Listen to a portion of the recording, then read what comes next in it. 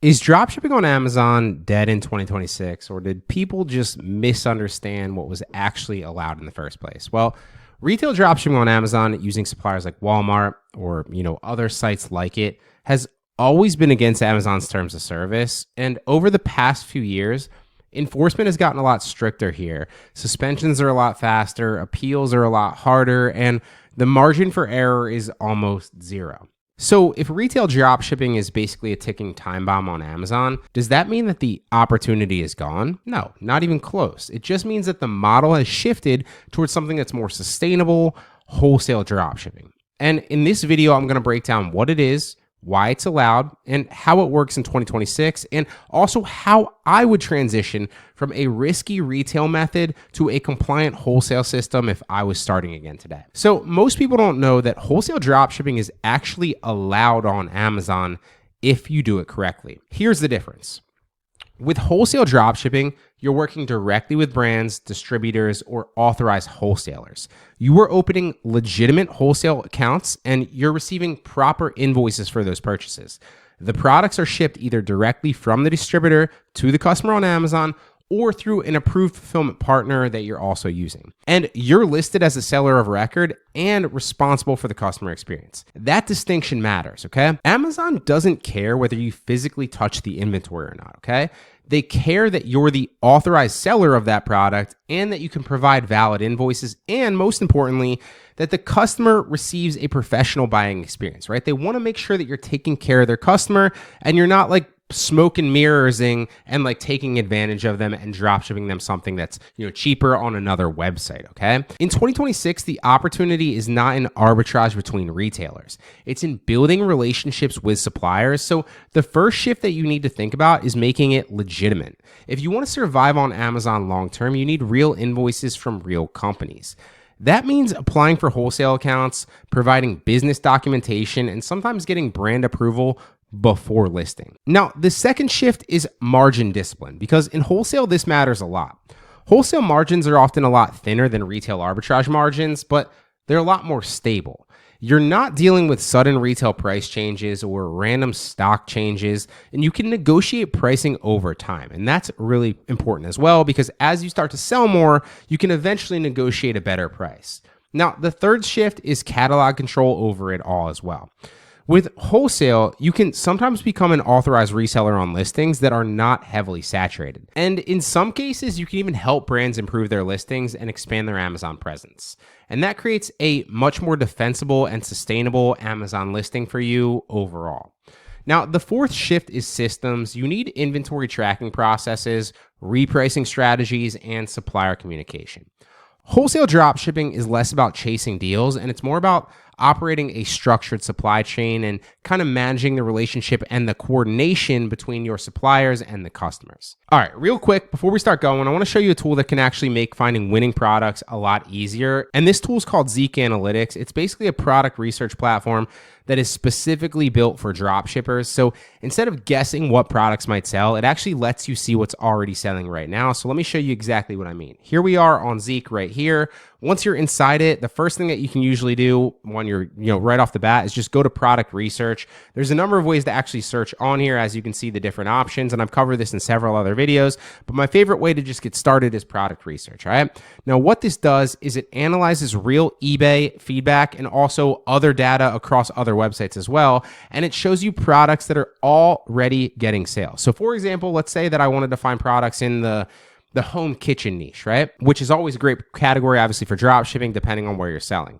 I can type in a keyword like kitchen organizer, for instance, and then hit search. So let's do that, kitchen organizer. And as you can see now, what Zeek is going to do is it's going to scan the thousands of listings that it sees, and it's going to show you the actual performance data behind those products. You can see things like how many items sold. So let's move this out of the way. It looks like only 11 here. The average selling price, so $53.19. The competition level as well, right? So how many listings there are, who's got market share of those specific listings, which is cool. And then obviously the shop name that does it, and the total rev for that specific keyword as well. So as you can see, only $544 here over the past 30 days. You can also see when those sales were made, which again, is a game changer. It's giving you all the transparency here. And this is an incredibly powerful tool because instead of guessing, you're making decisions based on real marketplace demand. So let's try one more keyword. I'll show you a different example. Kitchen organizer, let's say portable charger. And this obviously has a little bit more, but still relatively low over the past 30 days. You can see the sales graph when it's trending and when the sales were made. You can see it's got a 77% sell-through rate. So when somebody clicks on an actual listing, 77% sell-through rate of that's pretty solid. 100 different listings, 77 sold items, average sale price of $27.86, and successful listings of 35% for the actual portable charger on eBay specifically, right? And you can also see the market share. So it looks like this person has a 57% market share of this, which is crazy. You can also filter down a little bit lower, see which specific ones have sold. You can look at dropshippers only. You can exclude Vero, which is cool. And you can also look at the specific countries that these people are selling from and the specific sellers responsible for it, how many they've sold in the past 30 days, their typical price, etc. So this is giving you everything. It's literally giving you all the transparency so you don't have to guess anymore, right? Instead of guessing, you want to make your decisions based on real marketplace demand. And this takes all the guesswork out of it. And one of the cool things about this as well is obviously you can see the other sellers that are selling a specific product here. But if you click on one of the listings here, you can see even more detailed information. So if you scroll over here, you can analyze the product. That's going to take you to more details about that specific product. Obviously, this one's not very, really doing very well, but it's going to show you things like the sales history, the competitor listings of that specific product. So if we scroll down, you can see everybody else that's trying to sell this product on the platform and where they're shipping from, everything about them. The shop, you can analyze, what their actual sales history is, what their average sale price is, and then reverse engineer other successful shop that way. Because if this were a successful product, obviously I could see that it's a shop selling it, check out that shop, and then reverse engineer not just this product from them, but all their other best sellers as well, right?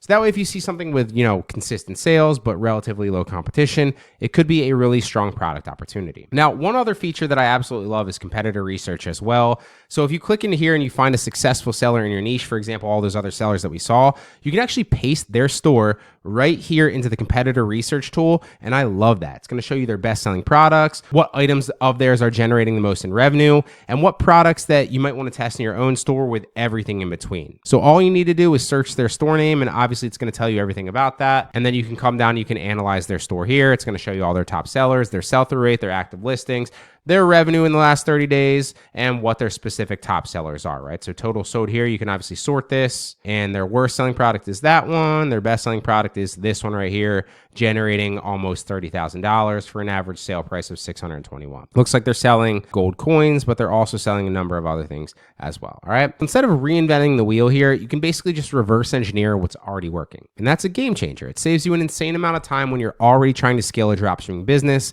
And if you're new to dropshipping, then tools like this can help you avoid one of the biggest mistakes that beginners make, which is spending hours listing products that nobody's actually going to buy, okay?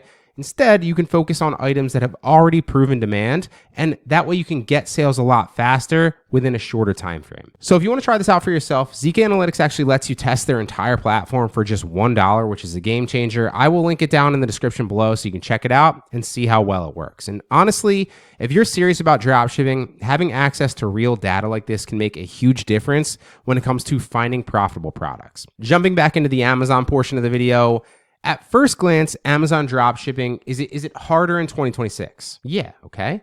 But it's also a lot cleaner and a lot more simpler, right? The people who transition from retail arbitrage style dropshipping to wholesale sleep better at night, speaking from experience. It's an actual business that you don't have to worry about waking up with a suspension constantly. Again, that's a complete headache. It's constantly going to add stress if you do it that way.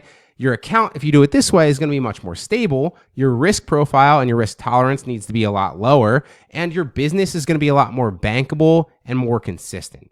So if I were transitioning today, I would start by identifying brands that already sell on Amazon, but have a limited seller representation, okay? I have other tutorials that can show you literally how to do that and how to reverse engineer other top products, other top sellers. I will try to link one down in the description below. I have 3 or 4 other tutorials that showcase that already, but I would then reach out professionally, prevent myself as an authorized reseller, and then secure proper documentation from that actual supplier first before listing their products.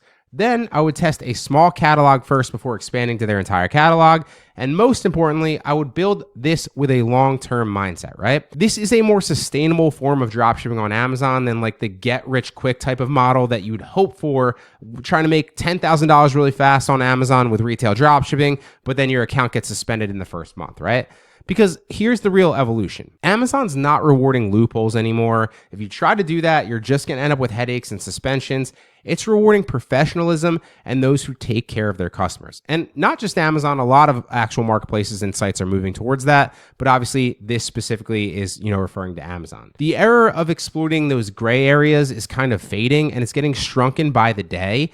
But the era of structured, compliant, relationship-driven selling is expanding. So no, dropshipping on Amazon is not dead in 2026, but retail dropshipping, if you're still doing it, is definitely a liability.